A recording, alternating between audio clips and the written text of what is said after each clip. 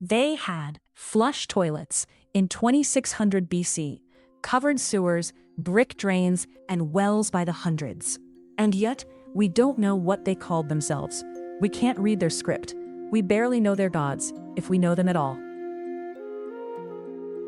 A brand new late 2025 study reconstructed 2,000 years of monsoon and river flow history across the Indus region. It found 4 extended drought periods between about 4,450 and 3,400 years ago, each lasting more than 85 years. This wasn't a bad season. It was a climate rhythm returning. At its height, the Indus civilization covered a territory bigger than Egypt and Mesopotamia combined, stretching roughly 900 miles. Harappa and Mohenjo-daro may have held 40 to 50,000 people each, when many ancient cities averaged closer to 10,000. Their cities look planned. Straight streets, standardized brick sizes, consistent road widths, and uniform weights and measures. That kind of standardization suggests coordination, rules that spread across huge distances. But here's the twist. The usual symbols of power are strangely missing. No clear palaces, no giant royal tombs, no towering temples dominating the skyline. They had citadels, yes, but many researchers argue these were built to divert or withstand floods, not to house kings or armies. And then there's the plumbing, some of the best in the ancient world. Many homes had a dedicated toilet. Pour a jar of water, and it flushed through a clay pipe. It ran into shared brick drains, often covered. Mohenjo-daro alone had more than 700 wells, clean water everywhere, built into the city's bones. Here's a detail that feels impossible. Evidence of dentistry, teeth drilled with startling precision, going back thousands of years in this region.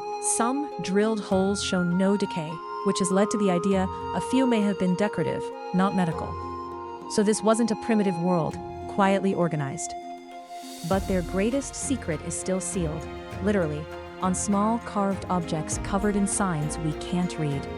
Thousands of inscribed objects have been found, with hundreds of distinct signs.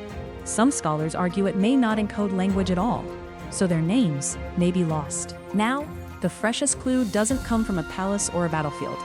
It comes from a cave near Pithoragarh, India, where a stalagmite recorded rainfall like a stone diary. Layer by layer, year after year, those bands helped researchers reconstruct monsoons and river flow across the Indus world for 2,000 years. The result: 4 extended drought periods between roughly 4,450 and 3,400 years ago.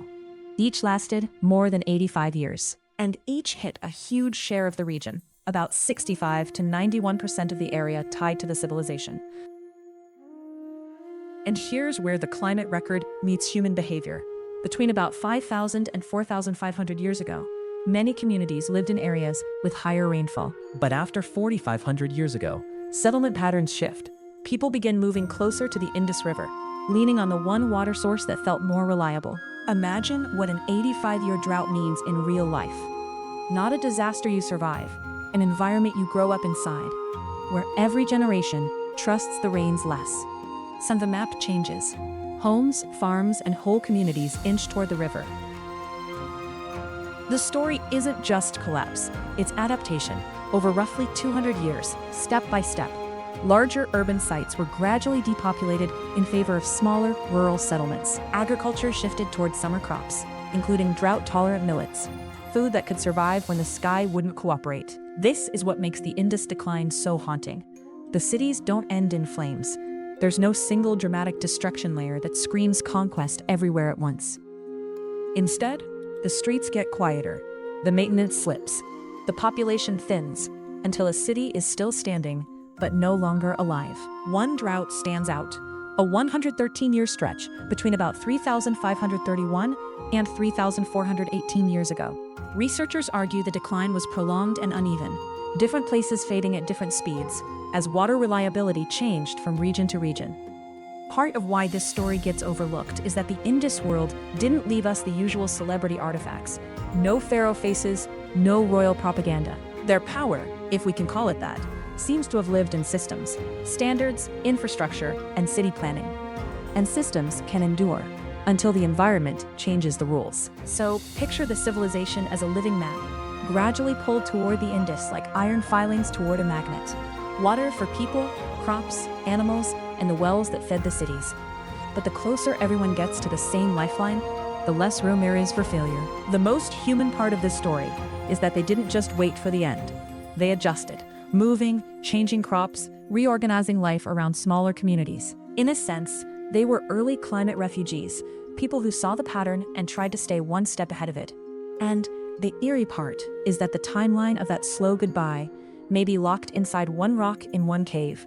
Layer by layer, it records the monsoon's long stumbles. 4 drought eras, some lasting longer than a human lifetime, across most of the Indus world. Beside the riverward shift and deurbanization, it looks less like sudden collapse and more like migration. The Indus Valley Civilization didn't need an invading army to end it. It faced something slower. Decades-long droughts returning, pushing people closer to the river until the great cities emptied out. We may never know their true names, but we can trace the shape of their last centuries, written not in a deciphered script, but in the chemistry of rain, preserved in stone. Please subscribe and share if you want more interesting stories and mysteries. Your support helps us keep exploring the unknown. See you in the next video.